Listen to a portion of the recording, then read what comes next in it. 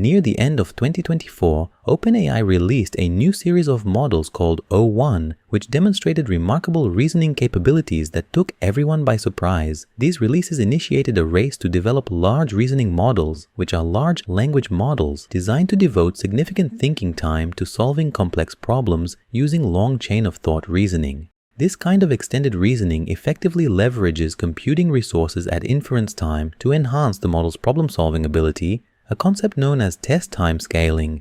In early 2025, the AI community was stunned when DeepSeek unveiled DeepSeek R1, a reasoning model that rivaled OpenAI models. But not only that, DeepSeek R1 was released as open source, free for anyone to use, along with a research paper explaining how to train such a model. We've already covered the DeepSeek R1 paper in a previous video, and in this video, we devote a dedicated review to the paper that introduced the core component behind it called GRPO, short for Group Relative Policy Optimization, which is a novel reinforcement learning algorithm. The paper is titled DeepSeekMath, Pushing the Limits of Mathematical Reasoning in Open Language Models.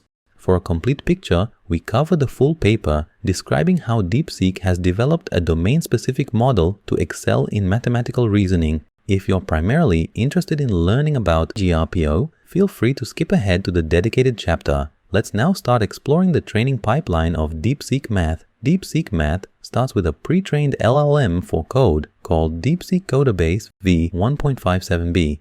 The researchers also tried starting with a general-purpose LLM and discovered that starting with a code LLM achieves better results. The model undergoes 3 training stages that resembles how LLMs are trained.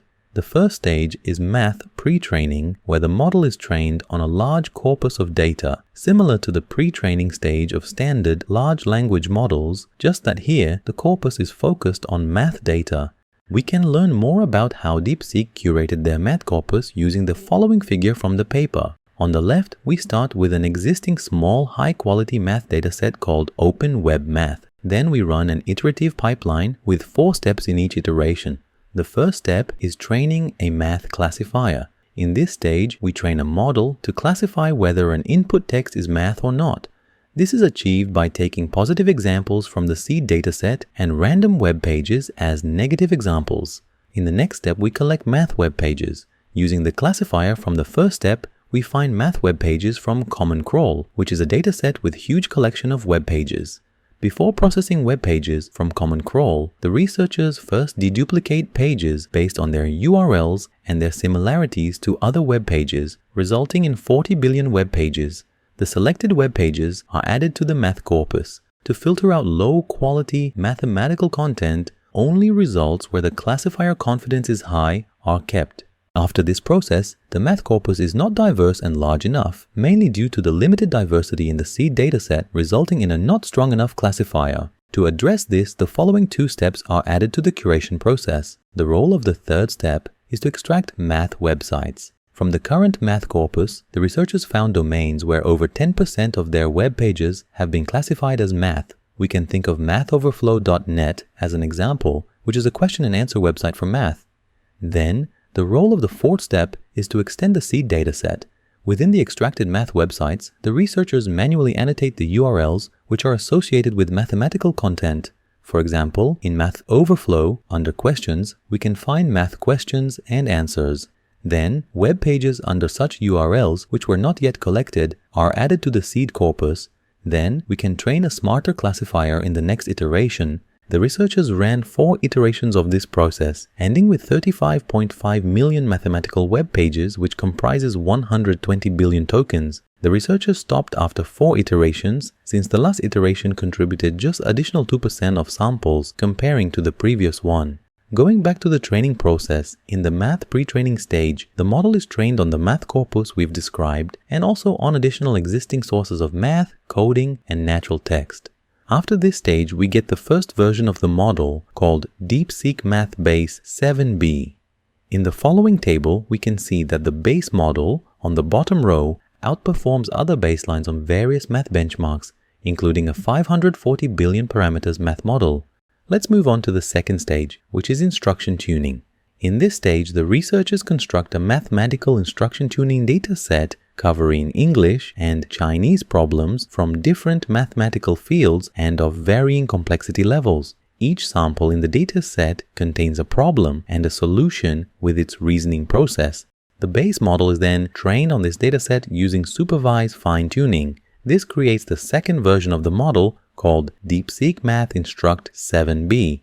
Similar to the training process of traditional LLMs, we have a third step of reinforcement learning to further improve the model. The paper introduces a new reinforcement learning algorithm called Group Relative Policy Optimization, or GRPO in short. This is the algorithm that was used to train DeepSeek R1. GRPO builds upon PPO, short for Proximal Policy Optimization, a widely used reinforcement learning algorithm from 2017. To be in a better position to understand the innovation behind GRPO, let's start with a high-level overview of PPO. Afterwards, we will dive into more details. Say that we have a pre-trained large language model that we want to train with reinforcement learning using PPO. In reinforcement learning, we call it the policy model. Given an input prompt, we feed it into the LLM to get a response. Then, we want to update the model based on the quality of the response. To do that, few things happen with that response. First, we pass the prompt and the response via a reward model to get a reward for the response. The reward model is another dedicated model trained for the purpose of being a reward model. The reward provides a measure for the quality of the response. However, this is not a strong enough signal to train the model. The signal we're actually looking for is called an advantage. The advantage tells us whether a response is better or worse than the average for a given prompt. To calculate the advantage, we need an estimation for the quality of the average response. This value is noted as V, short for value, since it represents the value of the current state. We get this value from another dedicated model called the value model. With both the value and the reward, we can calculate the quality of the response comparing to the average. However, there is another component that is included in the advantage. During the reinforcement learning stage, we don't want to drift away too much from the pre-trained large language model that we train. The original pre-trained model is referred to as the reference model. Using the reference model, we add a KL penalty. The role of the penalty is to be high if the probability of the response is significantly different between the new model and the reference model, punishing the model if it tries to drift away too much. With these three components, we calculate the advantage that is used to update the model. Let's now understand what GRPO changes in PPO with a high-level overview of GRPO. As before, we have a LLM which we want to train with reinforcement learning, which we refer to as the policy model. Before, we had three additional models: the reward model, the value model, and the reference model. GRPO completely removes the value model. The value model is usually of comparable size to the LLM that we train, which also needs to be trained. This dependency can add a significant memory and compute overhead.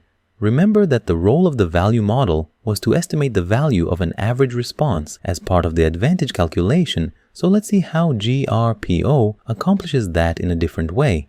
Instead of a single response, GRPO samples multiple outputs from the policy model. We note the number of outputs with capital G. Then, the reward model generates a reward for each of the sampled responses. It is worth mentioning that in DeepSeek R1, instead of a reward model, the reward was calculated based on rules such as whether a math answer is correct. The advantage is then calculated for each response using the following formula. Notice we normalize the rewards by subtracting the average reward and dividing by the standard deviation of the rewards. So, instead of a value model determining what is the average value, we estimate the average value using the responses that we sampled. This is the meaning of group relative in GRPO name, since the advantage is calculated relatively to the group of sampled responses.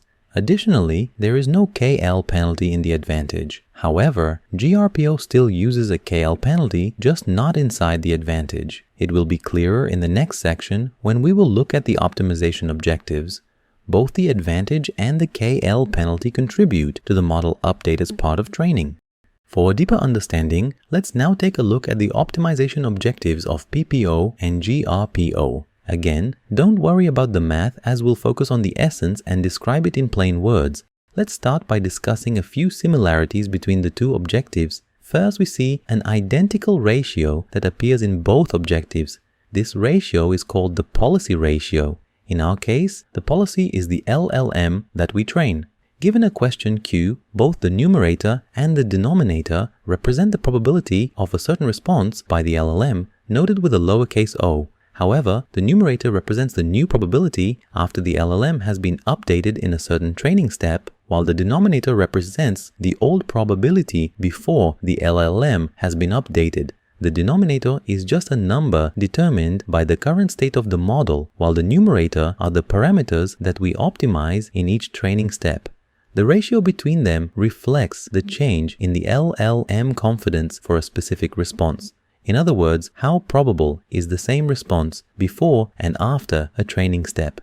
If the ratio is greater than 1, the new policy is more confident about the response. If the ratio is less than 1, the new policy is less confident about the response. As an intuition, we want to update the model to prefer good responses. So if the response is great, we'll want that the policy ratio will be greater than 1, and if the response is poor, we'll want that the policy ratio will be lower than 1. At the core of these objectives, we multiply the policy ratio by the advantage. This guides the updates to the model to increase the probability of responses with positive advantage. Now, why do we have the policy ratio and the advantage twice inside each objective? We take the minimal value between the multiplication we just mentioned and another component created with a clip function. The clip function limits the size of the update using a hyperparameter called epsilon. Clipping is a reinforcement learning technique that helps to stabilize the training process by preventing large updates to the model. We want each training step to make small, incremental improvements rather than drastic changes that could destabilize training, and clipping helps with that. Think that each training step is not exposed to the full training data, but rather just to a small batch of training samples. We don't want any single small batch to have a dramatic impact. Gradual improvements over time lead to a more stable training. Okay, until now, we described shared components between GRPO and PPO in the objectives. Let's now take a look at some differences. As mentioned earlier, the main difference is that in GRPO, we sample multiple outputs for each question. We see that we calculate the objective for each of the sampled responses and average by the number of sampled responses noted with a capital G. We also saw that the multiple responses are used to calculate the advantage, where their average reward is used to calculate the relative value for each response. This advantage is dependent only on the full response and not on intermediate partial responses. However, we can notice that there's another sum in the objective that goes over each token in the response. The reason for that is that even though there is no ground truth label for each token and only a reward for the entire response, the training signal still needs to be propagated at the token level to guide the model's learning step by step, since the model generates one token at a time. The policy ratio, for example, is calculated based on the probabilities to generate the next token for each of the tokens in the response. Another note is that DeepSeekMath actually presents two different mechanisms to use GRPO that are different in the way we calculate the advantage. The one we've discussed, which is also the method used in DeepSeek R1, is called outcome supervision. This is because we only reward the final outcome. Another mechanism, which we do not dive into its formulas, is process supervision, where we reward each reasoning step and not only the final outcome. In this case, the advantage is also dependent on where we are in the reasoning process. Lastly, we slightly mentioned the DL penalty component before. We see it here in GRPO, but not in PPO. The reason is that in PPO, it is part of the advantage itself, which is not shown in the formula here, while in GRPO, it is extracted out of the advantage. Finally, if we go back to DeepSeekMath training process, then after the reinforcement learning phase, we get the final DeepSeekMath model called DeepSeekMath 7b. To get a sense about DeepSeekMath performance, in the following chart, we can see the performance of open source models over time on the math benchmark, including math-specific and much larger models, and we see the jump in performance with DeepSeekMath reaching the level of closed source models at the time. If you found this content valuable, please subscribe and hit the like button to support the channel. We also send 1-minute read summaries by mail about the papers we review here. Thank you for watching and stay tuned for more reviews of AI papers.